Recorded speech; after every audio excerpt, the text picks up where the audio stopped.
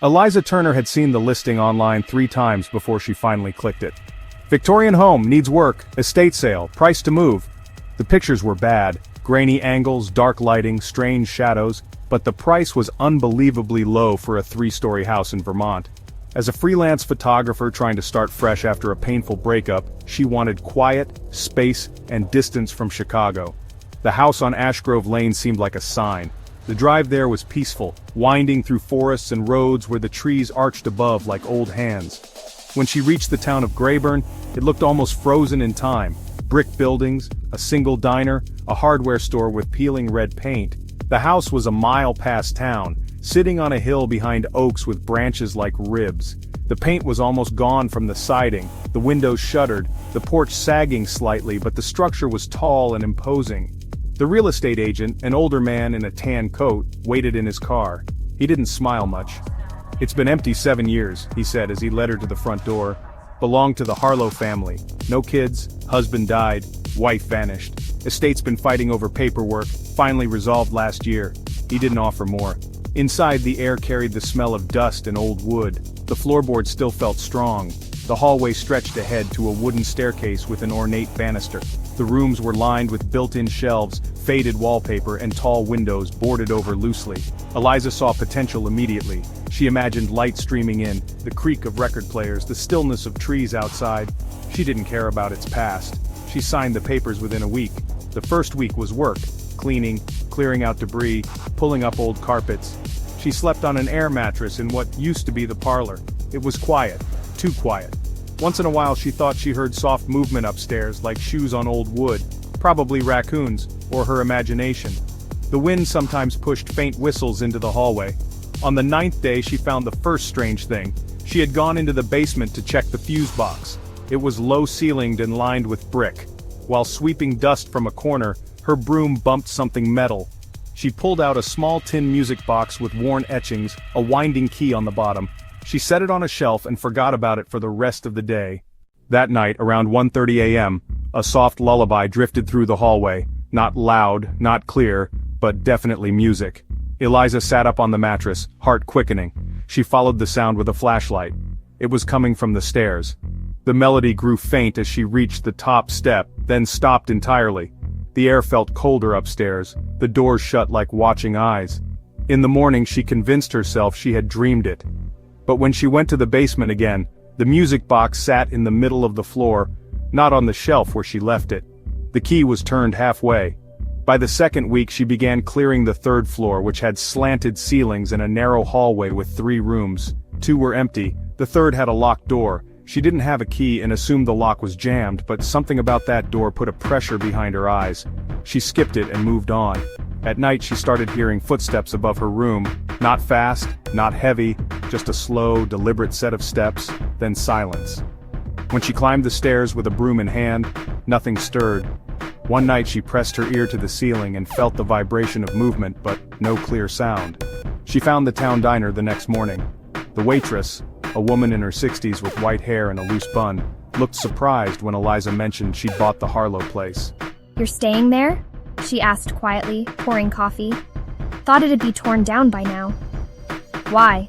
Something wrong with it?" The woman hesitated. "People around here don't talk about them much. Mr. Harlow died in his sleep.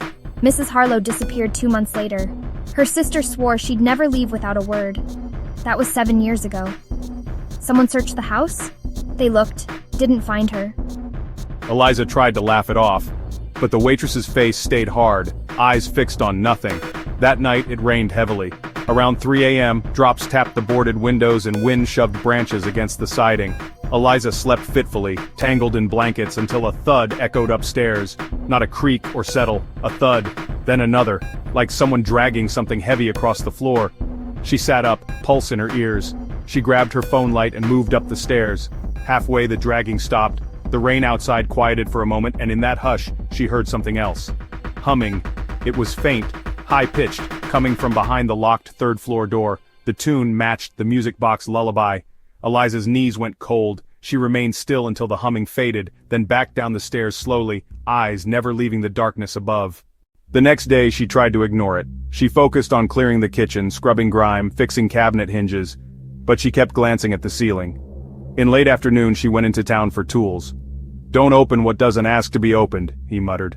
Back home, the house felt heavier. Around evening she found a small framed photograph wedged in the kitchen drawer behind old receipts. It was of a woman in her 30s, pale eyes, short dark hair, standing on the porch of the same house, smiling but not quite. On the back it said, "Clara Harlow, 2004. 2 nights later she couldn't sleep again. At 2:11 a.m. the lullaby began again, this time closer, clearer. The music box sat on the floor near the doorframe, lid open, then a whisper scraped the air near her left ear. I waited. She shot upright, grabbing the flashlight, heart slamming so loud it made her dizzy. Nobody was there. The room stayed empty. But something had been beside her. She could feel where the cold breath brushed her neck. The next morning she packed a duffel bag and drove toward a bed and breakfast outside town. But halfway down the road, a thick fog rolled in so fast it swallowed the trees.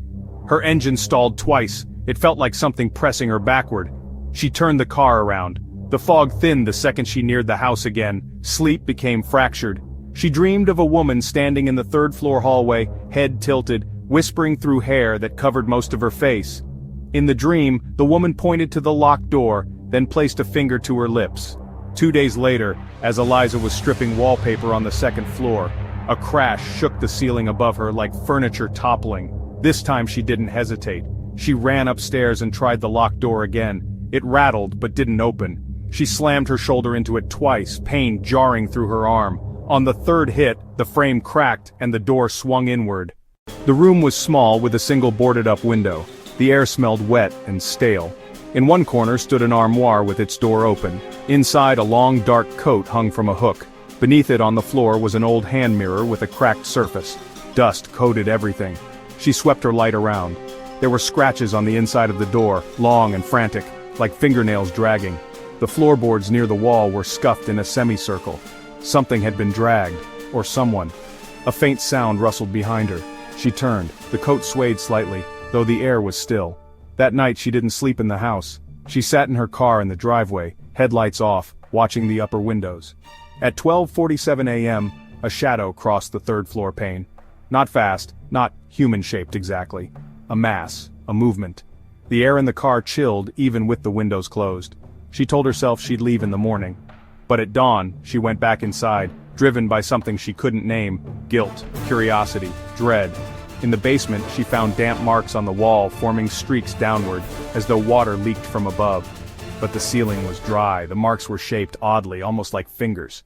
She thought about Mrs. Harlow, the missing woman, the humming, the whisper, the scratches. She wondered if a body had been hidden somewhere no one searched. In old houses there were often crawl spaces or bricked-off sections. She checked closets, behind shelves, under the staircase. Nothing. That evening, thunder rolled outside, shaking the window frames. The lights flickered. Eliza sat in the parlor, staring at nothing, mind spiraling with questions. This time, when the lullaby rose through the hallway, she didn't run. She whispered into the air, "What happened to you?" For a long moment, silence. Then the temperature dropped. The shadows in the doorway seemed to deepen like liquid. A shape formed, not solid, not clear, like the air bending. A woman's outline, head slightly bowed, hair long and matted, hands at her sides. Her face was pale but indistinct, features blurred except for the eyes, 2 glints like distant streetlights in fog. Eliza couldn't breathe. The figure stood at the base of the staircase, then turned slowly and began walking upward. Without understanding why, Eliza followed, legs trembling. The house groaned as though exhaling after years of silence. On the 3rd floor, the figure stopped outside the locked room doorway. The door, now hanging crooked, creaked inward. The shape moved to the wall where the floor was scuffed. She knelt, without touching the floor, and looked back at Eliza, then she vanished. Eliza stood alone, the air thick and humming. She knew what to do without knowing. She ran downstairs, grabbed a crowbar from her toolbox, and returned to the room. She knelt at the scuffed semicircle and pressed the tool into a gap between the floorboards. The wood resisted, then gave with a sharp crack. Beneath the board was darkness, and then a smell like rust and rot. She pulled another plank, then another, her stomach twisted. Curled in the narrow space between joists was a skeleton with remnants of fabric clinging to it, hair matted and darkened by time. The hands were twisted near the face as though shielding from something. On one finger, a ring still clung, engraved faintly with the initials CH. Eliza staggered back, mouth covered by her hand. A sound slipped through the room. Not a moan, not a word, just a long sigh, like relief. The police came that night. They took statements, cordoned off the area, and brought a coroner. The story spread quickly. They believed Mrs. Clara Harlow had likely been murdered, hidden beneath the floorboards by someone, maybe the husband before his death, maybe someone else. The police reopened the case. Eliza stayed in a motel for 2 nights, watching news coverage in silence. They called it a tragedy finally uncovered.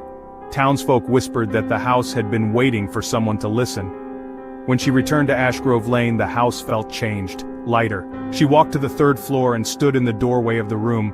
The floorboards were gone, tape marking the edges. The air was still cold, but not oppressive.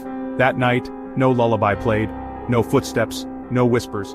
But just before dawn, as she drifted into sleep, a soft voice brushed her ear, not urgent, not afraid. "Thank you." Eliza opened her eyes to the dim light of morning.